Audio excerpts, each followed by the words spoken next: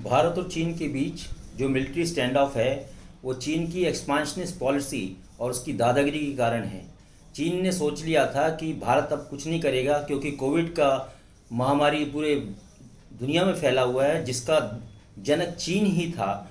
Military adventure उसने शुरू किया और नो मैंस लैंड में कुछ इलाकों में वो आगे आके बैठ गया, खासकर गलवान वैली में जहाँ वो पहले कभी नहीं आता था। वहाँ दोनों देशों की सेनाएं पेट्रोलिंग करती थी, चाहे वो फिंगर 4 या फिंगर 8 का इलाका हो। अपने अपने डिफाइंड एरियाज़ में वो पेट्रोलिंग करते थे। लेकिन 15 तारीख की रात को दोनों देशों की सेनाओं के बीच में क्लोज क्वार्टर बैटल हो गया बिना हथियारों के। चीन की सैनिकों ने हमारे 20 सैनिकों को शहीद कर दिया। उसका बदला लेते हुए भारतीय जवानों ने उनके 50 से 60 सैनिकों को मार गिराया, उनके खोपड़े तोड़ दिए और उनकी हड्डियां तोड़ दी। इससे समझ के चीन थोड़ा सा दहला और सोचा कि ये वो भारत नहीं है जो पहले था, अब भारत माकूल जवाब देगा। इसके बाद मिलिट्री कमांडरों की कई बार मीटिंग हुई, जिससे कुछ रियायत दोनों देशों ने एक दूसरे को दी और कुछ इलाकों में पीछे हटे। लेकिन अभी भी कुछ जगहों में, जैसे कि फिंगर 4 है, उसमें वो कुछ 2 किलोमीटर तक वापस गया है, लेकिन अभी पूरी तरह से वापस नहीं गया जहाँ पहले था।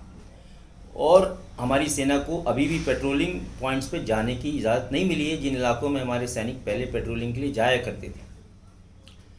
ये तो स्टैंड ऑफ की बात। लेकिन उसके बाद भारत ने मिलिट्री तैयारी शुरू करी। हमारी tank regiment, armoured regiment, infantry combat vehicle, field artillery guns, combat helicopters और पूरा रसद, गोला बारूद सब दौलत बेग गोल्डी से C-130 हरक्यूलिस पहुंचाते जा रहे हैं। और भारत की बिल्डअप बहुत तेज़ी से बढ़ी जून 15 के बाद से।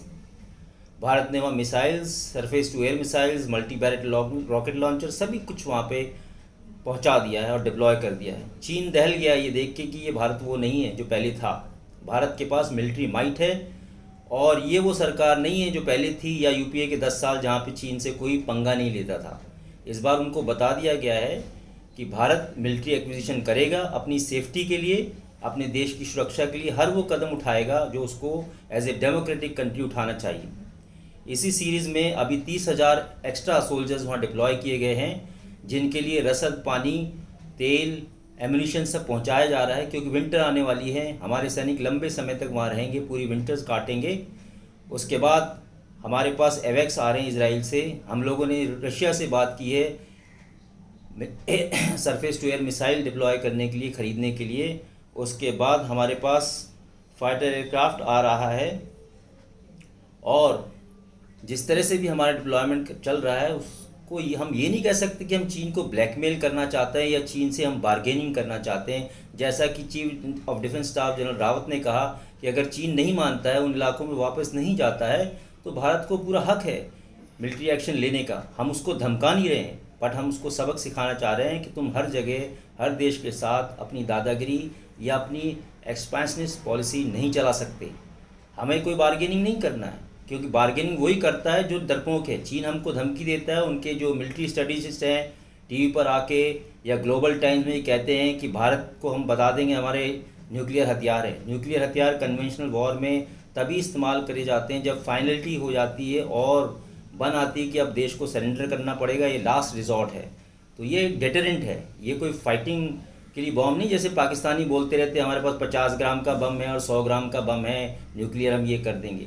इसलिए ये समय है देश की जनता को, भारत के लोगों को एकत्रित रहने का और देश की सेना के प्रति अपना सम्मान और अपनी भावना व्यक्त करने का। चीन के लोग भी नहीं चाहते लड़ाई। चीन में अगर सर्वे कराया जाता है तो उसमें यही देखा जा रहा है कि वो नहीं चाहते भारत से लड़ाई करे, और सीपीपी से वो लोग खफा हैं कि सीपीपी किस तरह की पॉलिसी अख्तियार कर रहा है भारत के साथ, जो कि एक बहुत बड़ा बिजनेस फ्रेंडली नेशन है, जिसके साथ उसकी इकोनॉमी चलती है। कितने बिलियन डॉलर्स का बिजनेस आयात हम लोग उसके साथ करते हैं। चीन की जनता इस चीज़ को समझती है। हो सकता है चीन भी थोड़े दिन में समझ जाए, लेकिन भारत अपनी तरफ से कमज़ोर नहीं है और हमें हक है अपनी मिलिट्री तैयारी करने का और दुनिया को दिखा देने के कि भारत एक सशक्त देश है, एक नया भारत है, जिसमें कुछ भी गलत बात सहन नहीं की जाएगी।